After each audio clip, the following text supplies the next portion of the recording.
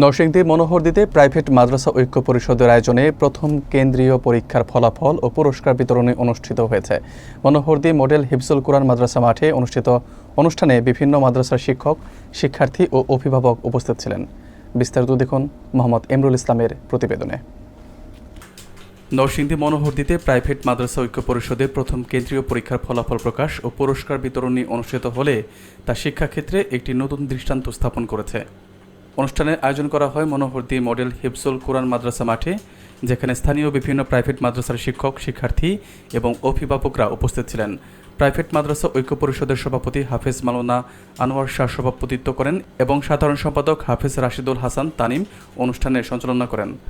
অনুষ্ঠানে চর খিরাটি ফাজিল ডিগ্রি মাদ্রাসার সাবেক শিক্ষক আলহাজ সিরাজউদ্দিন মাঝি, মনোহরদী পৌরসভার কর্মকর্তা মোহাম্মদ জামাল উদ্দিন, মোহাম্মদ রিনু মিয়া এবং পল্লী চিকিৎসক ডাক্তার আব্দুল মতিন উপস্থিত থেকে শিক্ষার্থীদের উৎসাহিত করেন।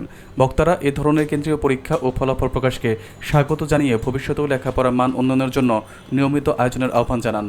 সবশেষে পরীক্ষায় উত্তীর্ণ শিক্ষার্থীদের হাতে সনদ ও ক্রেস্ট তুলে দেওয়া হয়, যা তাদের শিক্ষা জীবনে উদ্দীপনা যোগাবে। স্থানীয়রা এই কার্যক্রমকে প্রশংসা করে বলছেন, এমন উদ্যোগ শিক্ষার্থীদের মধ্যে প্রতিযোগিতা ও নৈতিক মূল্যবোধ বৃদ্ধি করবে এবং প্রাইভেট মাদ্রাসাগুলোর মান উন্নয়নে সহায়ক ভূমিকা রাখবে।